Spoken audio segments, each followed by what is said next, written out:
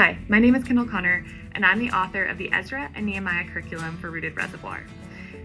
First, I just want to say that I am really excited that you've chosen to study these books with your students. I know for myself personally as a teacher, these were books that I often overlooked in my study of the Old Testament simply because of some of the challenges that they might provide for teachers. However, after doing some deep study of both of these books, I have realized the treasure trove that Ezra and Nehemiah are when it comes to understanding God's goodness, His sovereignty, and being a foreshadow to the redemptive goodness that He is going to provide through Christ and Christ alone. So I'm really excited for you to study both of these books with your students in order that they can have these as handholds to God's goodness, His sovereignty, and the gospel. So I can't wait to see you dive into this with your students. Now, I do want to provide for you as the teacher maybe a few helpful tips or tricks as you prepare to jump into these books with your students. I will say, we did write two separate curriculums for these books. We wrote one for the book of Ezra and one for the book of Nehemiah. So you could choose to study just one of these with your students, or maybe you're doing both. This video is going to kind of look at the collective reality of both books, seeing as they were essentially one larger story when they were originally written in the Old Testament. However, I do realize that you may choose to do one or the other. Hopefully this video helps prepare you regardless of what you choose to do. So here's my first tip for teachers looking to study Ezra or Nehemiah. The reality is that both of these books are narrative books that are situated in a very particular time in the history of God's people and in God's redemptive story. So for your students to really understand and apply what is happening in the books of Ezra and Nehemiah, they're going to need to understand where they are in the timeline of God's story. Now, we've done our best throughout the curriculum to hopefully provide you with different moments where you can see the timeline and know exactly where you are within the larger story. We did that in the introductions of the books and kind of sprinkled throughout the lessons when necessary. However, my encouragement would be that as the teacher, you really prepare and learn to situate yourself in where we are in God's story in the Old Testament, and that maybe if you have time within your week setup for your study, to maybe take 1 week to really just review the history and the timeline of God's people with your students.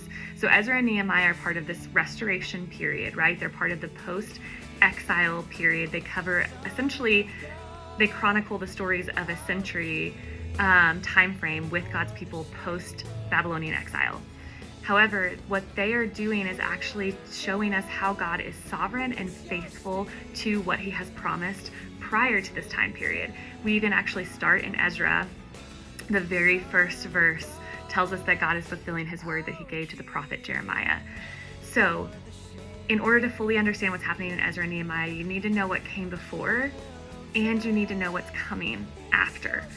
So my encouragement would be to kind of really review that Old Testament history timeline, give your students a timeline if possible so that they can understand what God is doing, so that as these promises of God are fulfilled, they can see exactly what God was doing and is doing. So that's my first tip. My second tip is really help your students to unpack the purpose of God's law. So what we're going to see in Ezra and Nehemiah is that you have initially in Ezra, you have Zerubbabel, this character, come onto the scene to lead God's people back into the city of Jerusalem, into God's promised city, and from exile in order to rebuild the temple. And then you have Ezra coming, leading more of the exiles back into Jerusalem to rebuild their understanding of God's law.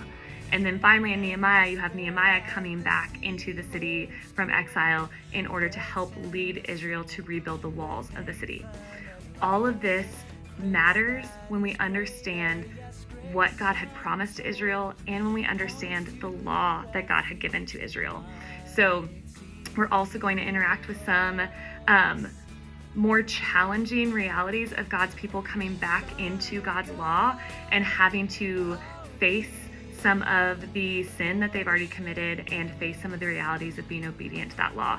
So my encouragement is for you to help your students understand that the law of God was given to God's people because that in the Old Testament was how they lived in relationship to God.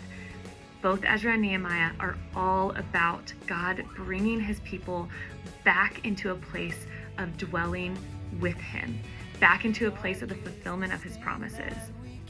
So that will be significant. My third tip, while this may sound big, is for you to help your students kind of understand the biblical theology or the story of the temple. There's a lot of great resources out there you can use to help yourself unpack that, but the reality is that in both Ezra and Nehemiah, the temple is at the center of what is going on. We are seeing the people of God being brought back post the first temple being destroyed, and we see them rebuilding the second temple, and everything is done kind of centered around this temple because the temple is where the presence of God dwelled with his people. The importance of understanding the story of the temple in the Old Testament is that this is what points us to the goodness of the coming of God's Son in the gospel.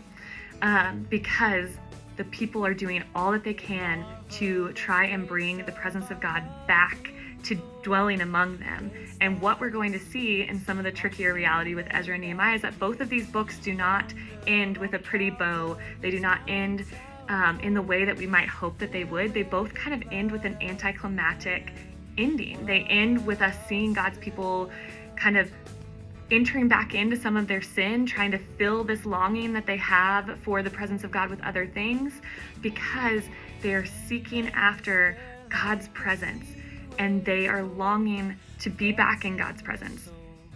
So these books will leave you and your students being like, what is next? God, how are you going to fulfill your promises? How are you going to dwell with your people again? What is coming after this? Both of these books will leave you and your students wanting more. And praise God, that is where Christ enters in. You get to point your students to the goodness of the gospel, to him coming back and dwelling with his people through his Son.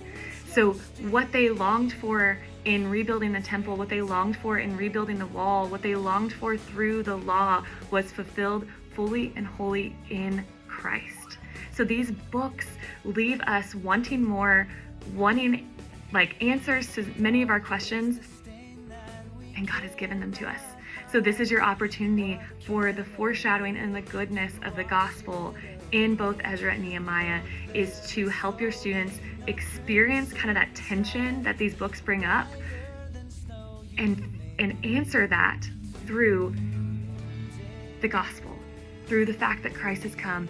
He is the one who they destroyed that temple, but it was rebuilt in 3 days, never to be destroyed again. He dwelt with his people, walking among them, and then sent his Spirit to now dwell in his people, that God may live with us forever, that we may dwell with him forever. It's going to create this longing in us for the coming of Christ, which then we hopefully can apply to our students to create this longing for us for the second coming of Christ. The way that these people longed for God to fulfill his promises, may we long in the same way. In the way that Nehemiah spent so many months in prayer and then stepped forward in action, may we too first go to God in prayer, longing for him to fulfill his promises, and then take up our spot on the wall, preparing for him to come again. So this is my hope for you and your students as you study the book of Ezra and Nehemiah, that you would be confronted with the reality of God's sovereignty over kings, over nations, confronted with the reality of our longing and desperate need to dwell with our God, and that you would then be able to answer that longing with the truth of the gospel, the coming of Christ, and be pointed forward to the longing we should all have for his second coming. So I hope that you guys have an amazing time studying these books alongside your students, and that this curriculum gives you an opportunity for further conversation as you look toward the coming of our God.